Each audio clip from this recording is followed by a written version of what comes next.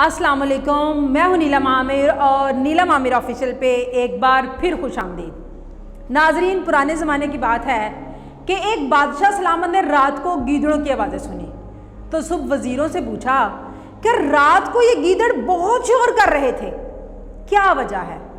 इस वक्त के वज़ीर बहुत अक्लमंद होते थे तो उन्होंने कहा, जनाब खाने पीने की चीज़ों की कमी हो गई है इसलिए फरियाद कर रहे हैं। बादशाह ने हुक्म दिया कि इनके ताम का बंदोबस्त किया जाए। वज़ीर साहब ने ख़जाने से पैसे लिए, कुछ माल घर भिजवा दिया, कुछ रिश्तेदारों और दोस्तों में तकसीम किया। अगली रात को फिर वही आवाज़ें। सुबह बादशाह ने वज़ीर से फरमाया कि कल आपने सामान नहीं भिजवाया था क्या। वज़ीर ने फौरी जवाब दिया, जी बादशाह सलामत, भिजवाया तो था। इस पर बादशाह सलामत ने फरमाया, फिर शोर क्यों।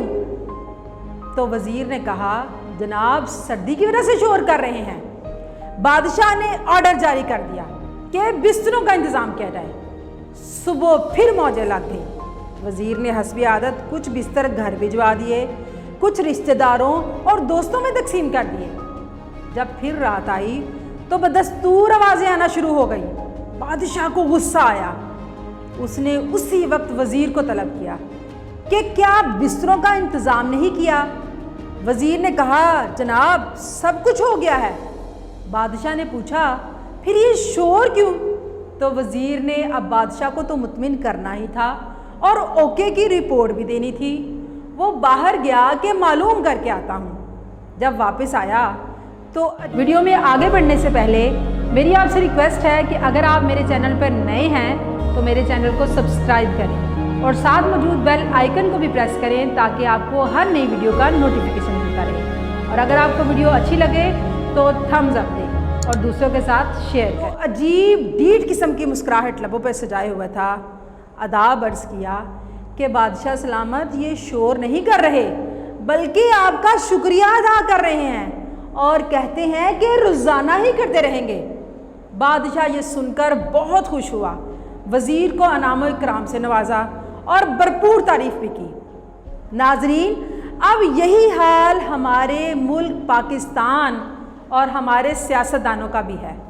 आप देख लें, दूध में पानी, शहद में शीरा, घी में केमिकल, हल्दी में मसनूई रंग, सुरख मिर्च में ईंटों का बूरा, जूस में जाली रंग और फ्लेवर्स, चने के आटे में लकड़ी का भूसा, फलों में मीठे इंजेक्शन, सब्जियों पर कलर, पेट्रोल में ईरानी तेल की मिलावट, बच्चों की चीज़ों में जहर आलूद मटीरियल, बकरे के गोश्त को पानी के इंजेक्शन लगाना, भैंस के दूध को बढ़ाने के लिए टीका लगाना, मिनरल वाटर में नलके का पानी, जाली साबुन, जाली सर्फ, जाली शैम्पू, मगर सब ओरिजिनल टैक्स के साथ। 2 नंबर अद्वियात असली पैकिंग में, हस्पतालों में जाली डॉक्टर्स, बाजारों में बदनगाही और झगड़े, नाप तोल में कमी, ईमान में मुनाफकत, नौकरी में नजायज़ सफारशात और रिश्वत,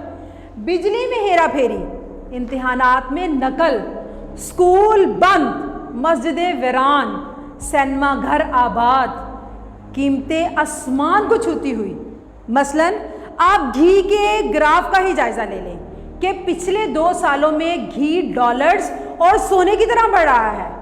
अवाम महंगाई से परेशान, मगर यहाँ बताया जाता है कि रिकॉर्ड सेल हो गई, इतना सरमाया आ गया कि खजाना भर गया और रिपोर्ट सब ओके की दी जा रही है।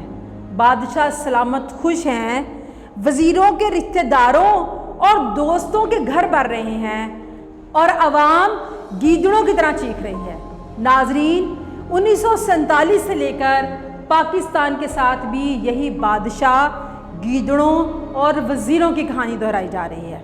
पाकिस्तानी अवाम गीदड़ों की तरह रोते हैं, चिल्लाते हैं मुआशी और माशरती सूरत हाल पे, जबकि बादशाह सलामत को सब रिपोर्ट ओके की दी जा रही है। हर साल आने वाली हुकूमत ये कहती है कि हमने अपने दौर का तारीखी काम किया, हमारा दौर सुनहरी दौर था। लेकिन खुदारा एक नज़र बादशाह सलामत खुद गीदड़ों को जाके देखें। वज़ीर अपने घर اپنے دوست اور رشتہ داروں کی فکر لیے ہوئے ہیں اور بیچاری عوام گیدڑوں کی طرح چیخ رہی ہے۔ خدا را رحم کرے۔ فی امان اللہ۔